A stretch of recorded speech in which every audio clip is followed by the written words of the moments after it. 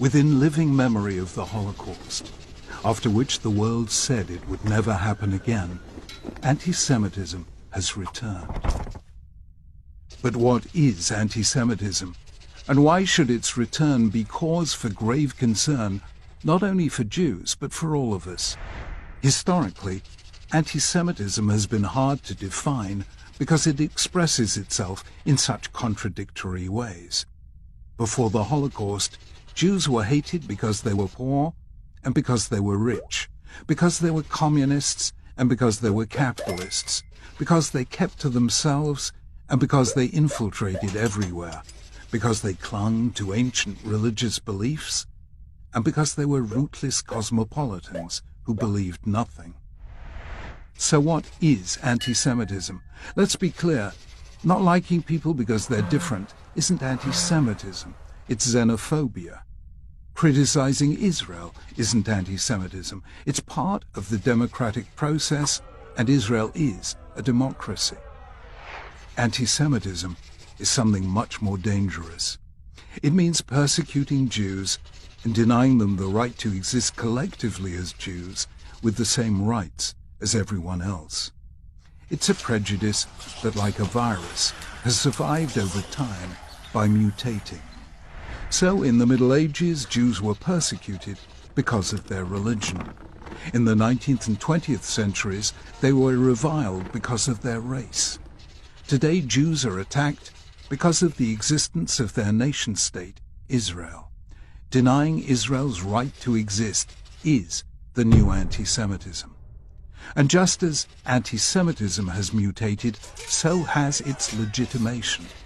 Each time, as the persecution descended into barbarity, the persecutors reached for the highest form of justification available.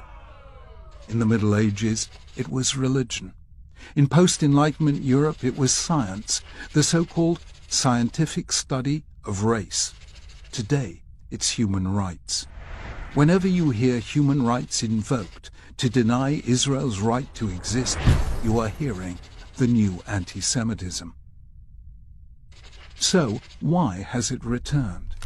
There are many reasons, but one root cause is the cognitive failure called scapegoating.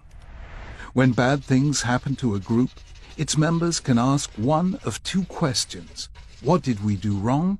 Or who did this to us? The entire fate of the group will depend on which it chooses. If it asks, what did we do wrong?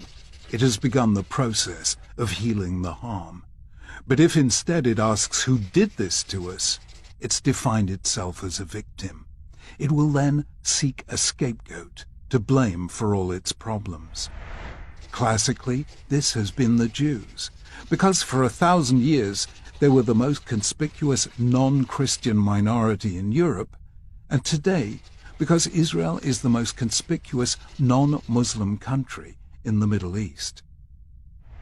The argument is always the same. We are innocent, therefore they are guilty. Therefore, if we are to be free, they, the Jews or the State of Israel, must be destroyed. That is how the great evils begin. Why then should we all care about this? After all, if we're not Jewish, what has it got to do with us? The answer is that anti-Semitism is about the inability of a group to make space for difference. And because we're all different, the hate that begins with Jews never ends with Jews. It wasn't Jews alone who suffered under Hitler. It wasn't Jews alone who suffered under Stalin. It isn't Jews alone who suffer under the radical Islamists and others who deny Israel's right to exist. Anti-Semitism is the world's most reliable early warning sign of a major threat to freedom, humanity, and the dignity of difference. It matters to all of us, which is why we must fight it together.